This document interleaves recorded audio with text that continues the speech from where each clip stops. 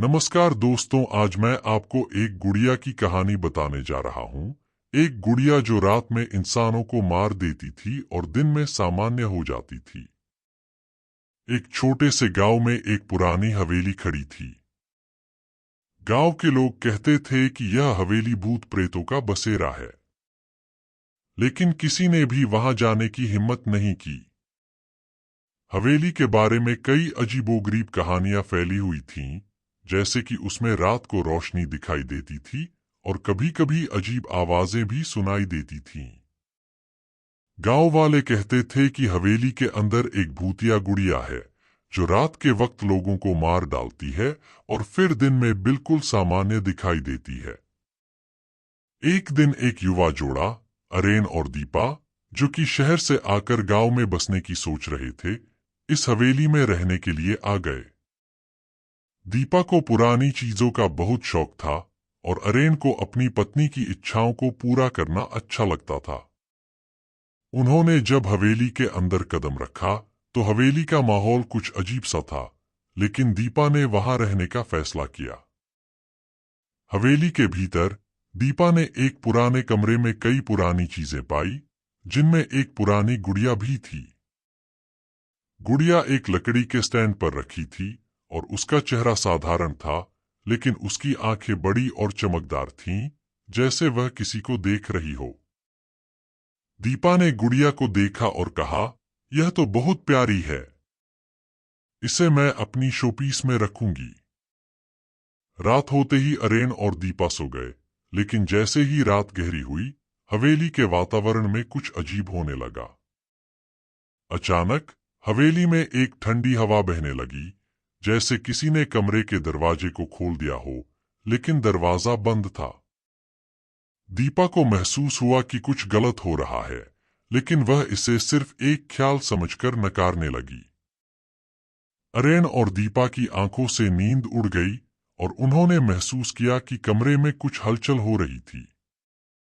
कमरे के कोने में रखी गुड़िया अपने आप हिलने लगी। पहले तो वे इसे सामान्य मानते हुए सोते रहे, लेकिन कुछ ही देर बाद गुड़िया की आंखों में एक चमक आ गई और उसका चेहरा बदलने लगा।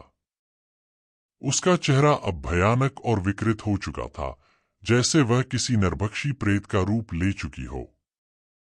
अरेन और दीपा चौंक कर उठे। वे दोनों हैरान होकर गुड़िया को देख रहे थे, जो अब खड़ी हो चुकी थी और धीरे धीरे उनके पास बढ़ने लगी। उसकी आंखों से लाल खून बह रहा था और उसकी हंसी गहरी, डरावनी और शैतानी सुनाई दे रही थी। तुम कौन हो? दीपा कांपते हुए बोली। गुड़िया ने अपनी भयंकर आवाज में कहा, मैं वही हूं जो तुम्हारे भीतर के डर को जागृत करता हूं।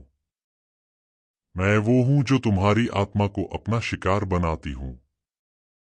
अब तुम दोनों की बारी है। उसकी बात खत्म होते ही गुड़िया ने अपने हाथ में एक खौफनाक छुरी उठा ली और दीपा की ओर बढ़ी।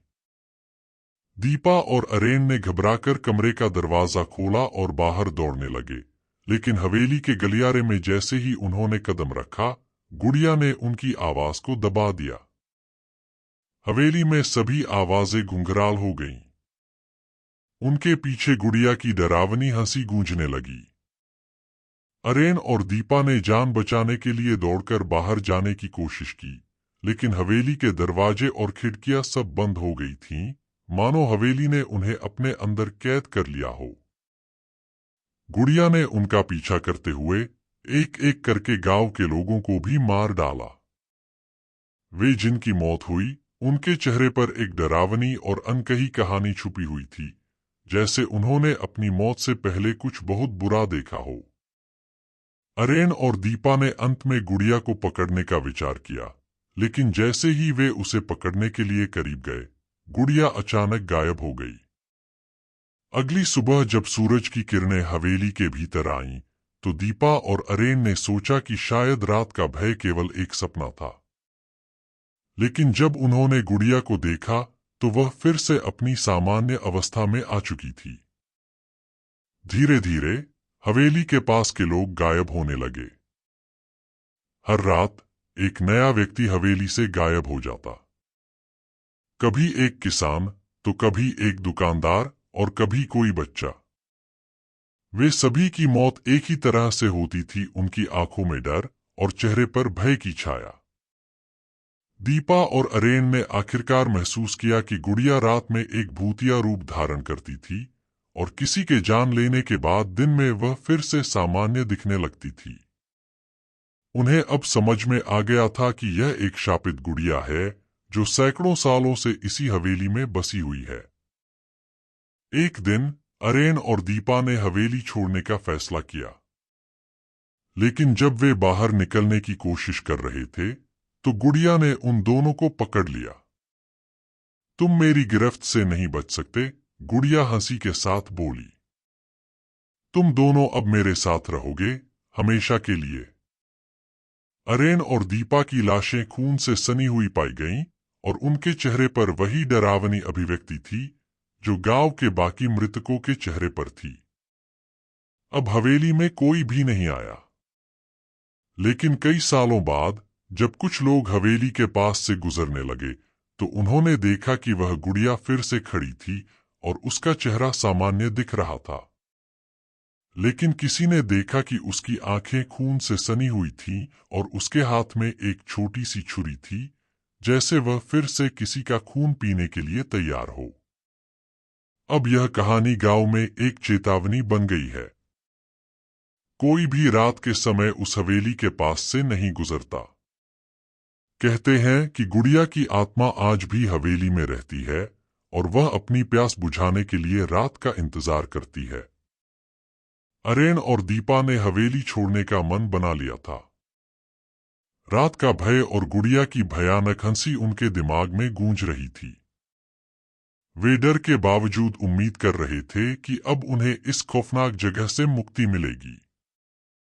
लेकिन जब उन्होंने हवेली का दरवाजा खोला और बाहर निकलने की कोशिश की तो जो हुआ वह उनकी कल्पना से कहीं अधिक भयानक था। जैसे ही अरेन और दीपा ने हवेली का दरवाजा खोला, हवा में एक अजीब सी सुगंध फैल गई, जैसे पुरानी गंध जो लंबे समय से हवेली में बसी हो। अचानक दरवाजे के बाहर से एक कटाकता हुआ चिल्लाने की आवाज आई। अरेन और दीपा का दिल दहक उठा। वे बाहर की ओर भागे, लेकिन जैसे ही वे आंगन तक पहुंचे वे देख सकते थे कि हवेली के दरवाजे की ओर जाने वाला रास्ता जैसे कभी खत्म ही नहीं हो रहा था। हर कदम के साथ उन्हें लगता जैसे वे वहीं के वहीं अटक गए हों, जैसे कुछ अदृश्य ताकत उन्हें वापस खींच ले रही हो। वह घबराए हुए दौड़ रहे थे, लेकिन हवेली की दीवारें धीरे धीरे सिमटने लगीं। फिर अचानक एक डरावनी चीख सुनाई दी और एक कटी हुई, खून से सनी हुई गुड़िया का चेहरा उनके सामने आ गया। गुड़िया का चेहरा पहले से ज्यादा विकृत हो चुका था और उसकी आंखों से खून बह रहा था। उसकी हंसी अब बिल्कुल अलग तरह की थी, एक खौफनाक, शैतानी हंसी जो उनके दिलों को सिहरने पर मजबूर कर रही थी। तुम भागने की कोशिश कर रहे हो?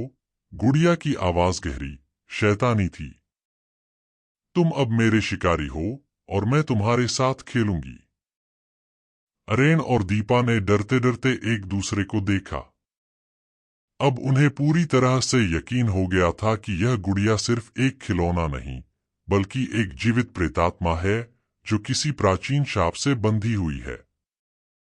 वे दोनों जोर से चिल्लाए, लेकिन हवेली की दीवारों में उनकी आवाजें गुंगराल हो गईं, जैसे वे कहीं खो गई हों।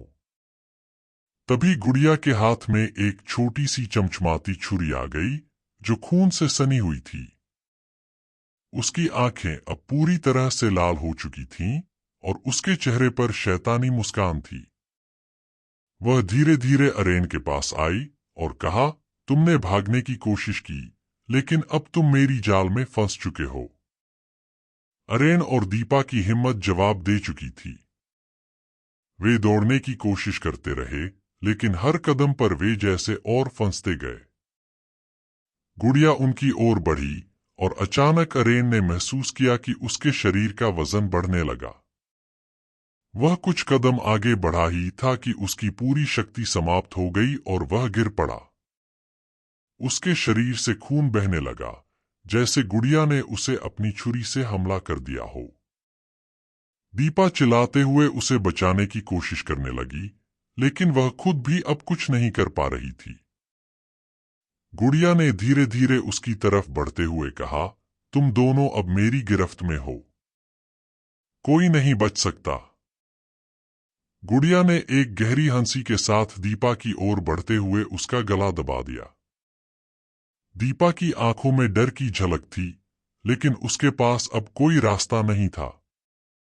वह दम तोड़ने लगी और उसकी आंखों में वही डरावनी शांति आ गई जो पहले गुड़िया की शिकार हुई हर आत्मा की आंखों में होती थी। इस दौरान हवेली के अंदर गहरी अंधेरी चुप हो गई थी। जब सूरज की रोशनी आई तो अरेन और दीपा की लाशें एक कमरे में पड़ी थीं। उनका चेहरा भयानक तरीके से विकृत हो चुका था। उनकी आंखों में वही भय था जो गांव के अन्य लोगों के चेहरे पर था। अब तक किसी को समझ में आ गया था कि गुड़िया ने अपनी प्यास को शांत कर लिया था, लेकिन उसके बाद भी हवेली में कोई ना कोई शिकार रात के समय जरूर होगा। गुड़िया का शाप हवेली में फिर से फैल गया था। वह अब भी रात के अंधेरे में अपनी प्यास बुझाने के लिए निकलती है और दिन में वह फिर से एक सामान्य गुड़िया की तरह दिखाई देती है, जैसे कुछ हुआ ही न हो। अब भी हवेली के पास से कोई नहीं गुजरता। लोग कहते हैं कि जो भी गुड़िया की नजर में आ जाता है वह कभी वापस नहीं आता। हवेली अब एक खौफनाक जगह बन चुकी है और उसके रहस्य को जानने की कोशिश करने वाले कई लोग गायब हो गए हैं। गुड़िया की हंसी कभी न खत्म होने वाली गूंज की तरह हवेली के आसपास सुनाई देती है और रात का अंधेरा एक बार फिर उसे शिकार बनाने का मौका देता है। शो बीत गए थे, लेकिन हवेली के आसपास की कहानी अब भी गांव में गूंजती थी। अरेन और दीपा की मौत के बाद हवेली को लेकर गांव वालों में एक अजीब सा डर समा गया था। अब कोई भी उस रास्ते से गुजरने की हिम्मत नहीं करता था, खासकर रात के समय। कहते हैं हवेली में जो भी रात बिताता वह अगली सुबह कभी लौटकर नहीं आता। लेकिन एक दिन गांव में कुछ युवा लड़के लड़कियों का एक समूह आया जो इन पुरानी डरावनी कहानियों को सिर्फ अफवाह मानते थे। वे चुनौतियों के रूप में यह तय कर चुके थे कि वे हवेली में रात बिताकर उसकी असलियत का पता लगाएंगे। वे चाहते थे कि गांव वाले यह समझें कि सारी बातें बस झूठ हैं और डर का कोई आधार नहीं है। यह समूह हवेली के पास पहुंचा और जैसे ही उन्होंने हवेली के अंदर कदम रखा, चारों ओर का माहौल एकदम ठंडा और डरावना हो गया। हवेली के दरवाजे के भीतर एक अजीब सी गूंज थी, जैसे हवेली खुद अपने अतीत को याद कर रही हो। फिर भी उन्होंने डर को नकारते हुए अंदर जाना शुरू किया। कमरे के भीतर हर कदम पर घनी चुप और अंधेरा बढ़ता जा रहा था। जैसे ही वे अंदर गए, उन्होंने देखा कि वही पुरानी गुड़िया अब भी उसी जगह पर रखी हुई थी। उसकी आंखें पहले की तरह चमकदार थीं, लेकिन उसका चेहरा फिर से सामान्य दिख रहा था। लड़कियों ने हंसी में कहा, यह तो सिर्फ एक साधारण गुड़िया है, कोई भूत प्रेत नहीं है। लेकिन जैसे ही उन्होंने गुड़िया को छुआ, एक खौफनाक सन्नाटा कमरे में फैल गया। कमरे की दीवारें जैसे कांपने लगीं और फिर अचानक गुड़िया की आंखें खून से लाल हो गईं। वह अपनी जगह से हिली और खड़ी हो गई। तुम सभी मेरे खेल का हिस्सा बनोगे। गुड़िया की आवाज घनी और गहरी थी, जो उनकी आत्मा में एक शरारत छेड़ रही थी।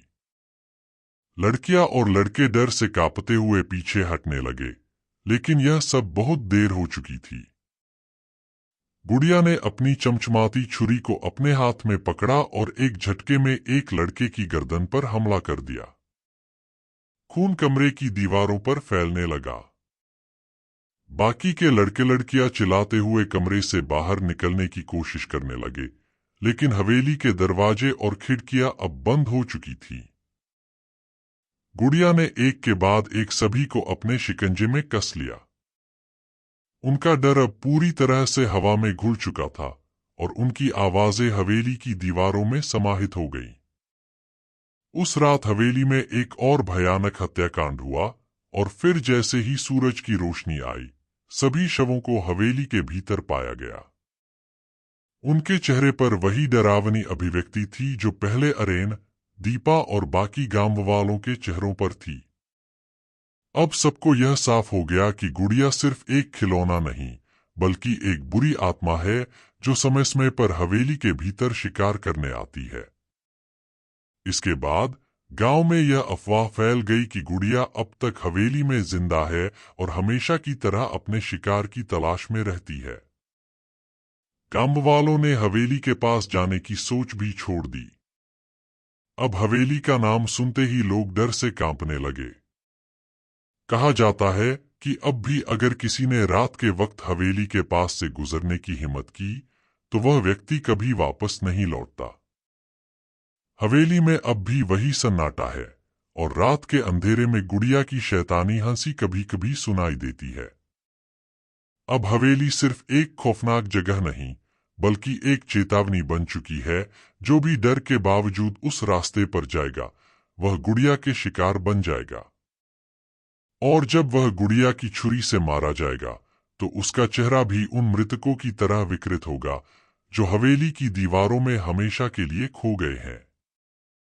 गुड़िया का शाप हवेली में बसा हुआ है, और यह शाप कभी खत्म नहीं होगा।